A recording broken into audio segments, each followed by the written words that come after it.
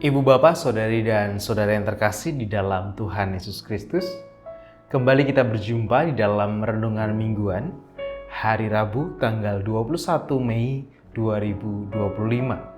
Bersama saya Pendeta Haritulus Haryanto, kita akan bersama merenungkan sabda Tuhan dengan sebuah tema yaitu Engkau adalah bagianku. Sebelum kita akan bersama merenungkannya, mari kita berdoa memohon pimpinan dari Tuhan. Mari kita berdoa. Saat ini ya Tuhan, kami bersama hendak merenungkan firman-Mu. Tolonglah kami, mampukan kami di dalam setiap keterbatasan kami untuk bisa memahami arti firman-Mu. Dan kiranya Roh-Mu yang kudus yang menuntun kami untuk kami bisa menghidupinya. Di dalam nama Tuhan kami Yesus Kristus, kami naikkan doa kami. Amin. Sabda Tuhan yang akan kita renungkan pada saat ini tertulis di dalam Injil Lukas pasal 10 ayat 25 sampai dengan 28. Injil Lukas pasal 10 ayat 25 sampai dengan 28 yang demikian sabda Tuhan bagi kita. Pada suatu kali, berdirilah seorang ahli Taurat untuk mencoba Yesus, katanya, "Guru, apa yang harus kuperbuat untuk memperoleh hidup yang kekal?" Jawab Yesus kepadanya, "Apa yang tertulis dalam kitab Taurat? Apa yang kau baca di sana?" Jawab orang itu, "Kasihilah Tuhan Allahmu dengan segenap hatimu, dan dengan segenap jiwamu, dan dengan segenap kekuatanmu, dan dengan segenap akal budimu, dan kasihilah sesamamu manusia seperti dirimu sendiri." Kata Yesus kepadanya, "Jawabmu itu benar. Perbuatlah demikian, maka engkau akan hidup." Demikianlah pembacaan sabda Tuhan yang berbahagia ialah setiap orang yang dengan setia merenungkan serta memeliharanya. Haleluya. Amin. Apakah saudara merasakan kesenangan ketika bagian dari tubuh saudara itu terluka? Atau kita merasa senang ketika misalnya tubuh kita keiris pisau atau tubuh kita lecet, kemudian kita merasakan senang, merasakan puas gitu. Apakah kita merasakan begitu? Bagi sebagian orang, sebagian besar orang pasti tidak senang ketika tubuhnya itu terluka. Ya mungkin sebagian bisa merasakan sensasi itu karena mungkin ada persoalan psikologi dalam dirinya. Tetapi bagi sebagian orang yang dalam keadaan psikologi yang baik-baik saja, sebagian besar akan mengatakan bahwa kalau namanya diri saya terluka, itu pasti saya merasakan kesakitan, bukan kesenangan. Dan cenderung ketika tubuh kita terluka, kita tidak akan menyukai hal itu. Bahkan kita akan mengupayakan supaya tubuh kita itu tidak terluka dengan berbagai hal yang kita lakukan, berbagai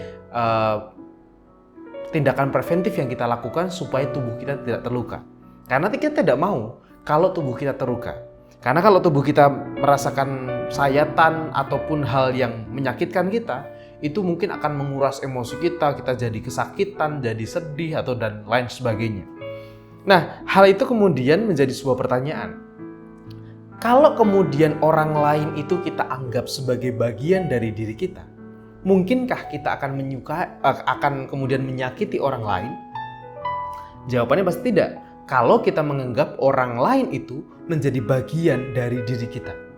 Tetapi sebaliknya, kalau kita menganggap orang lain itu adalah orang asing dalam diri kita, maka mungkin kita akan dengan tanpa pikir panjang, kita akan dengan tegas akan mengatakan bahwa bisa jadi kita akan menyakiti mereka dengan mudah. Karena kita menganggap orang itu atau semua orang di sekitar kita sebagai orang yang asing. Nah, dalam tema kita saat ini, engkau adalah bagian dariku atau engkau adalah bagian dari hidupku. Kita mau diingatkan kembali bahwa sebenarnya orang-orang di sekitar kita, sesama kita, itu adalah bagian dari diri kita. Mereka bukanlah orang asing yang kemudian berhak untuk mendapatkan perlakuan yang buruk dari kita. Tetapi mereka adalah bagian dari kita, di mana kalau kita menyakiti mereka, kita pun sendiri terluka atas tindakan kita. Hal ini mungkin tercermin di dalam apa yang menjadi perintah Tuhan atas hidup kita, yaitu tentang hukum kasih yang seringkali kita dengar, bahkan mungkin hampir setiap minggu kita dengar, atau mungkin juga di dalam refleksi kita, dalam perenungan kita, mungkin teks-teks atau ayat-ayat yang berbunyi semacam ini menjadi sesuatu yang sudah di luar kepala kita. Karena kita sudah pasti hafal, kita sudah pasti paham betul tentang konsepnya. Seperti yang dikatakan Yesus atau dikatakan oleh orang yang tadi, ahli Taurat yang bertanya kepada Yesus, "Guru, apa yang harus kau lakukan supaya aku mendapatkan hidup yang kekal?" Kemudian orang itu menjawab, "Kasihilah Tuhan Allahmu dengan segenap hatimu, dengan segenap jiwamu, dan dengan segenap kekuatanmu, dan dengan segenap akal budimu. Dan kasihilah sesamamu manusia seperti dirimu sendiri." Mengasihi orang lain seperti diri kita berarti menganggap orang lain itu juga sama dengan kita, menjadi bagian dari diri kita. Kalau mereka adalah bagian dari kita, bagian dari tubuh kita, bagian dari diri, dan bagian dari kehidupan kita, maka kita tidak akan mungkin untuk kemudian menyakiti mereka. Karena tadi, kalau mereka merasakan sakit, kita pun juga akan pasti merasakan sakit. Karena mereka adalah bagian dari kita. Tapi pertanyaannya adalah, kita melihat orang lain itu seperti apa? Apakah melihat mereka sebagai bagian dari diri kita, atau melihat mereka sebagai orang asing? Yang dimana ketika kita berjumpa dengan orang asing, bisa saja yang kita lakukan adalah sikap cuek, atau bodoh amat, atau kemudian bahkan kita akan dengan gampang membuat mereka merasakan kesakitan. Tentu itu bukan menjadi perintah Tuhan. Ketika Yesus mengatakan atau mengajarkan dan kemudian direspon oleh orang ahli Taurat tadi dengan mengatakan, "Kasihilah sesamamu manusia seperti dirimu sendiri," maka kita pun diajak untuk menganggap orang lain, menjadikan orang lain sebagai bagian dari kehidupan kita. Sehingga kita akan berpikir bagaimana kita memperlakukan mereka. Itu sama dengan ketika kita memperlakukan diri kita. Kalau kita nggak mau disakiti, kita nggak akan mungkin menyakiti. Kalau kita mau menerima berkat atau kita mau diberkati, kita pun juga akan memberkati mereka. Karena kalau kita memberkati mereka, itu sama saja kita memberkati diri kita sendiri. Karena mereka adalah bagian dari kehidupan kita. Tuhan memberkati. Amin.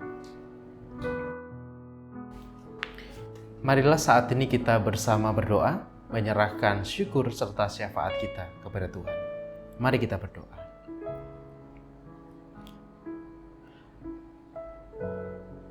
Kami adalah orang-orang yang selalu ingin dikasihi oleh-Mu Tuhan.